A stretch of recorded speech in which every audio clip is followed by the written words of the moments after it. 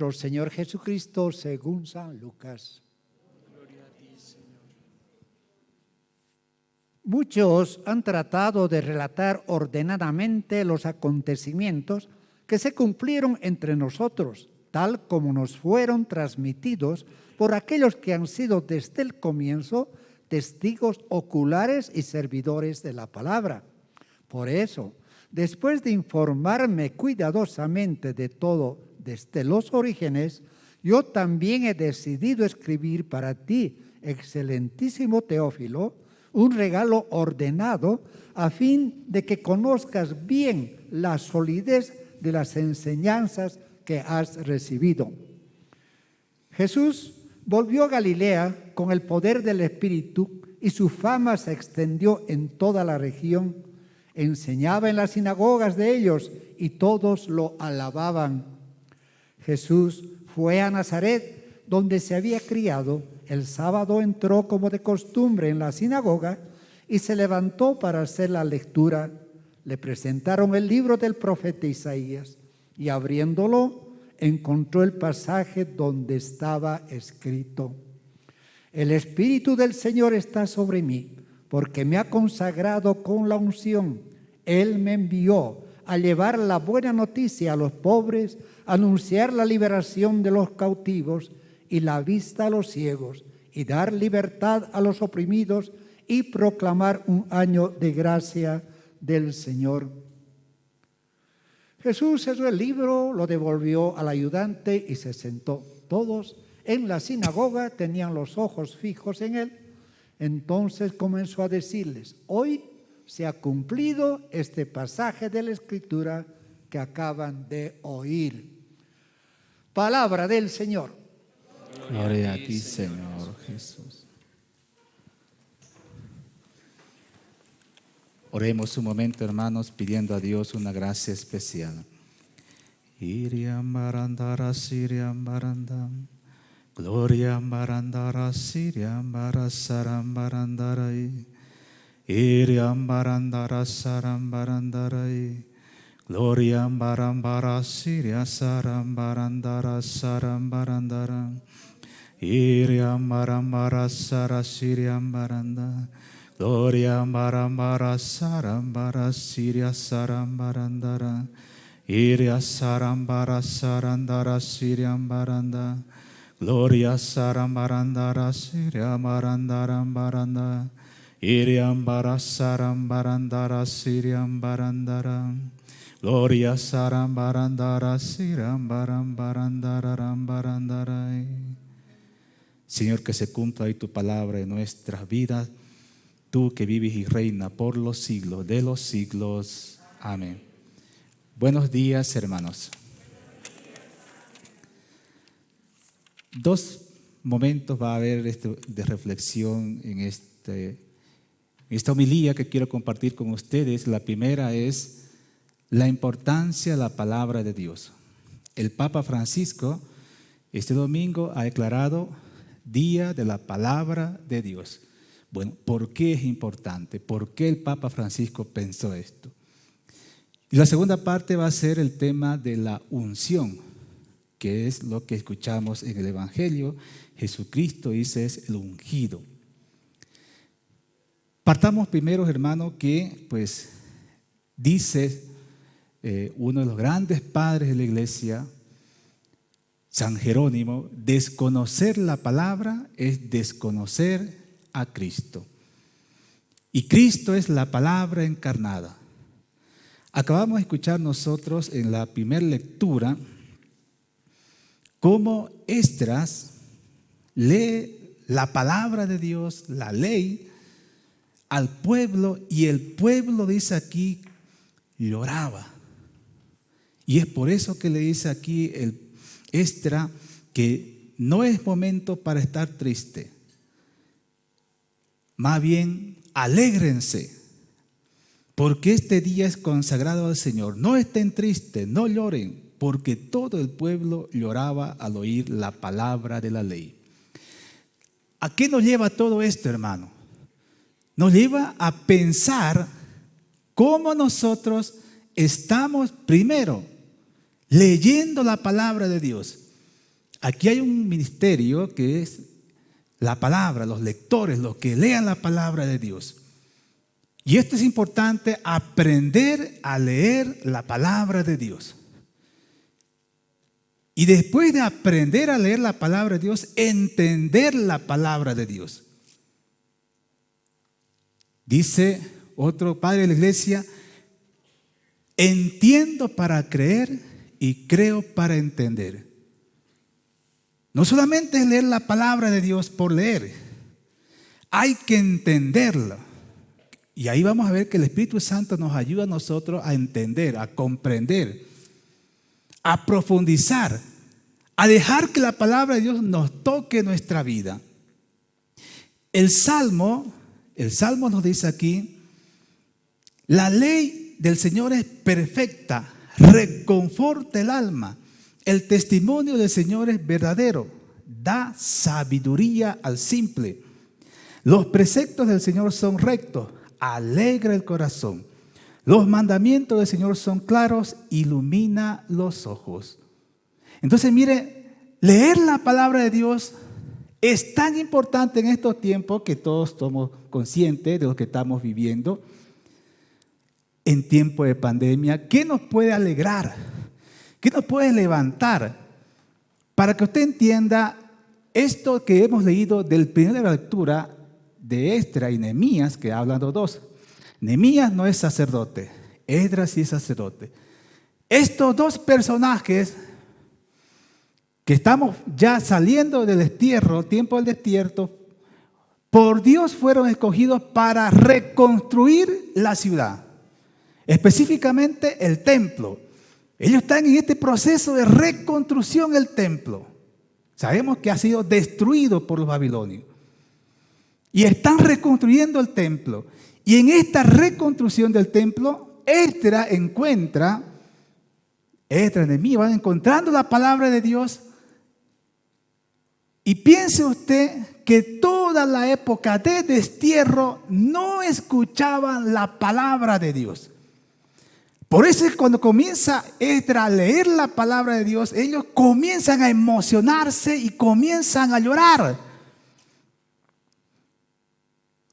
En algún momento de nuestra vida, me imagino que usted habrá experimentado esto de llorar al leer la palabra de Dios. Porque quizás nunca la ha escuchado, o si la ha escuchado muchas veces, pero en ese momento la palabra le toca y uno comienza a emocionarse. Es una alegría, un gozo, que comienza a llorar al escuchar la palabra de Dios. Porque la palabra se va haciendo carne, se va haciendo vida en nuestra vida. Reconforta el alma, alegra el corazón. Podemos escuchar muchísimos testimonios de gente que al leer la palabra de Dios ha cambiado su vida. Una de las cosas que debemos agradecer nosotros, la renovación carismática, es que nuevamente nos lleva a leer la palabra de Dios. Hay gente que, católicos en general, que no leen la palabra de Dios. Pero cuando han entrado en esta corriente de gracia, comenzaron a leer, a amar la palabra de Dios. No solamente la palabra de Dios, la Eucaristía, las confesiones, todos los sacramentos. Pero lo primero que nos lleva es a conocer quién es este Cristo que nos toca el corazón. Yo sé que muchos aquí vienen a pedir sanación, liberación, pero eso no es tanto importante. Lo importante es que usted entienda que Dios está con usted. Vamos a ver en el Nuevo Testamento, ya es la presencia viva de Dios en nuestra vida. Estamos en el Antiguo Testamento. Y entonces piense usted que años pasaron que no escuchaban la palabra de Dios. Y cuando escuchan la palabra de Dios, este pueblo se emociona. Se emociona y llora. Pero Esdras dice, no es tiempo para estar triste. Alégrense, gócense. Esta es una celebración, este es día dedicado al Señor. Ellos solamente tenían la palabra. En la misa hay dos banquetes. ¿Cuál es el primero? El banquete de la palabra y el banquete de la Eucaristía. La mesa de la palabra dice la mesa de la Eucaristía. Eso se va a cumplir siempre con Jesucristo en el Nuevo Testamento. Y entonces, para que usted vea que la palabra es importante leerla. Si usted no ha leído la palabra, yo lo desafío, lo exhorto. En un primer momento puede leer usted la palabra de recorrido. Lea toda la palabra. Y después ya comience a agarrar por los evangelios si quiere. O por los libros. Le repito que si usted no ha leído la palabra, yo sé que usted no se ha encontrado con Cristo. Una de las cosas que debemos de la renovación es eso, que nos lleva a amar la palabra de Dios. Ya no podemos vivir sin la palabra de Dios. Tenemos que leer todos los días. Antes de venir a misa, usted ya debería haber leído la palabra de Dios. Y no solamente antes de venir a misa, un día antes, en la noche, usted tiene que leer la palabra de Dios. Una mujer allá en Santa Cruz me enseñó, antes que entre a la renovación, antes que entre yo a ser sacerdote, me decía, lee la palabra de Dios antes de dormirte. La palabra del día siguiente. Porque yo comencé a ir a misa todos los días. Yo no sé si ustedes van a misa todos los días. Hay algunos que vienen a misa todos los días. Y entonces esta hermana, en su sabiduría me dijo, lee la palabra antes de echarte a dormir. Para que ya cuando estés echado dormido ahí, porque uno siempre tiene sueño, ¿no ve? Entonces, ¿qué va a soñar si uno lee la palabra antes de echarse a dormir? Con Dios, pues. Ya usted va comenzando, ya Dios va trabajando en su inconsciente, durmiendo. Y cosa que cuando ya usted va a misa, al día siguiente, entonces lo que está leyendo aquí el padrecito, el diácono, los hermanos, entonces ya Dios le va a comenzar a mostrar, a revelar cosas. Y usted va a comenzar a entender. Pero si usted no lee la palabra de Dios, le aseguro que si ahorita le pregunto, ¿qué dijo en la primera lectura? Algunos van a decir, dijo esto, pero otros, como dicen en Santa Cruz, están más perdidos que perro y cachorro ajeno. La importancia de la palabra, de leer la palabra de Dios, de gustar la palabra de Dios. Yo he escuchado testimonios, voy a contar algunos testimonios bellísimos. Tengo una amiga que ya es profesional. Cuando estaba comenzando a ir al instituto en la mansión Santo Tomás de Aquino, fui mucho tiempo alumno de este instituto, aquí en San Alberto Magno, que es bueno que usted participe. Incluso hay un curso bíblico, ¿no? Hay un curso bíblico, usted tiene que aprender la palabra. Comenzamos con esta amiga, ella estaba todavía en ese tiempo estudiando farmacéutica. Y estaba en su segundo año. Escuche bien esto. En los jóvenes hay un momento donde entran en crisis. ¿Esta es mi carrera o no es mi carrera? Esta joven amiga entró en esta crisis y quería cambiar de carrera. Ya estaba en su segundo año. Y entonces alguien le dijo por ahí que ore y que pida la palabra de Dios antes de cambiarse. Muy obediente esta amiga, comenzó a orar y en una noche comenzó a pedir la palabra de Dios. Muchos carismáticos lo hacen. Y entonces abrió la palabra de Dios y se encontró con Eclesiástico 38, donde dice, Dios puso a los médicos, pero Dios le da al farmacéutico preparar con todas estas plantas que él creó las medicinas. Rompió a llorar esa mujer y no se cambió. Terminó la carrera y ahora tiene su farmacia. Así es la palabra de Dios. La palabra te da respuesta. ¿Cuánta gente ha escuchado que leyendo la palabra de Dios, Dios iluminó para tomar una decisión, para emprender un camino, para su vocación? Yo lo primero que digo cuando acompaño a parejas, léame este pasaje bíblico. Tobías 8. Juan 2. Y hay varios pasajes, pero para mí es clave estos dos textos. Lee estos textos y debes entender si estás dispuesto a vivir esto. Y entonces, hermano, la palabra de Dios es tan importante en nuestra vida que nos va reconstruyendo.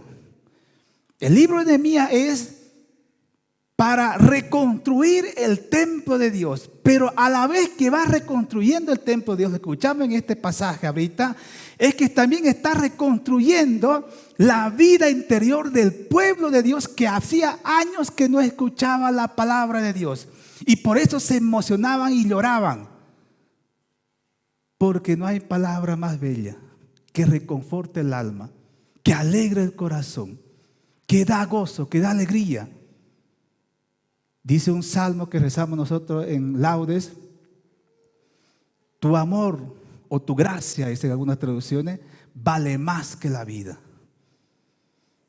Tu amor, tu gracia vale más que la vida, dice el salmo.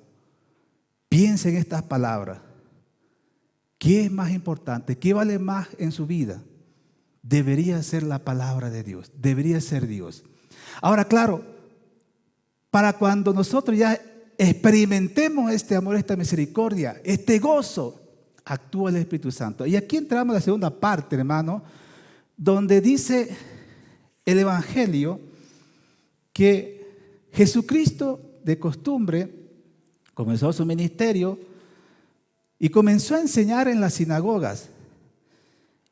Y nuevamente el sábado entró a la sinagoga como de costumbre, dice, y le entregaron el libro del profeta Isaías, y abriéndolo encontró el pasaje donde está escrito: el Espíritu del Señor está sobre mí porque me ha consagrado por la unción. Él me envió a llevar la buena noticia a los pobres, a anunciar la liberación a los cautivos, la vista a los ciegos y dar libertad a los oprimidos, y proclamar un año de gracia del Señor. La unción.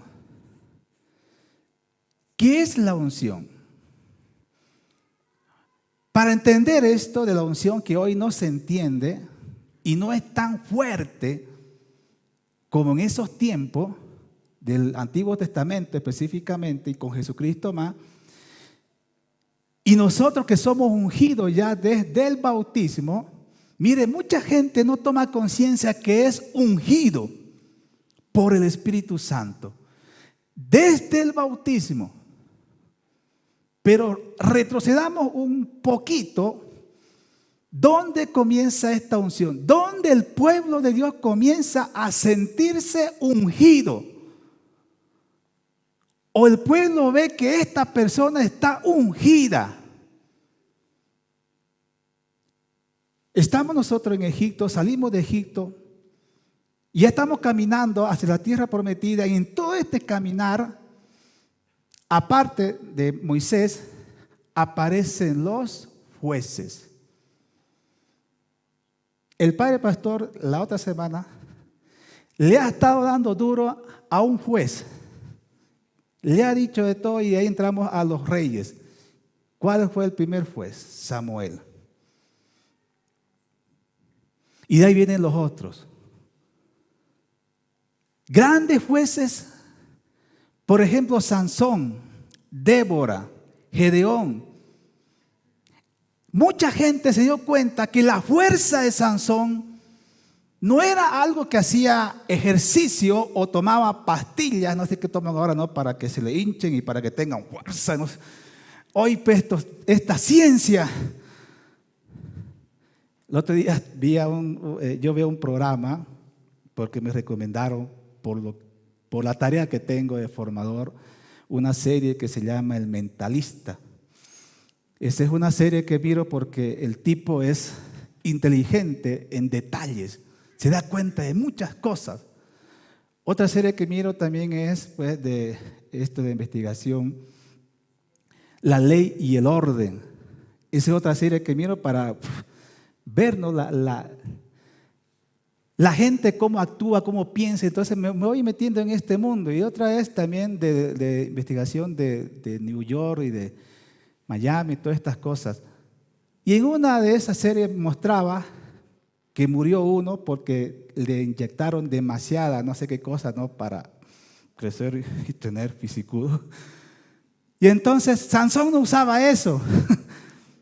Estamos hablando 1200 antes de Cristo. Y entonces, ¿de dónde venía esta fuerza? Dios le daba. Que dice que con la quijada de un burro mató a 1000 filisteos. Imagínense. ¿De dónde sale esa astucia de Gedeón? Del Espíritu Santo. ¿O de dónde sabe esa sabiduría que tenía esta mujer para hacer lo que hacía, ¿no? Débora, ¿de dónde tenía esta sabiduría?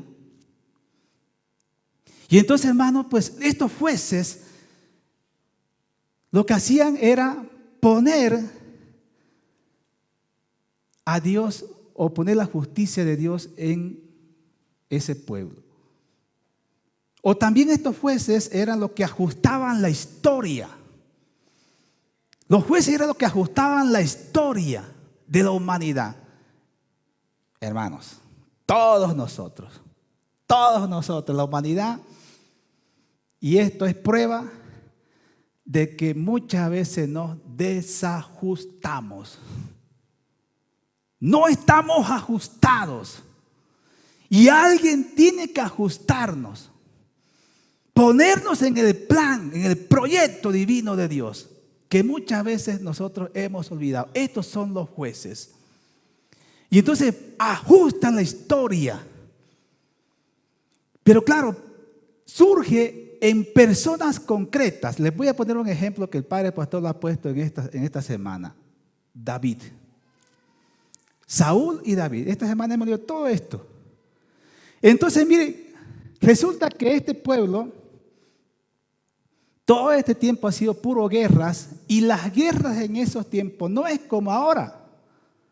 Las guerras en ese tiempo eran cuerpo a cuerpo, eran ejércitos y ejércitos. Y entonces 1000 filisteos, 1000 israelitas.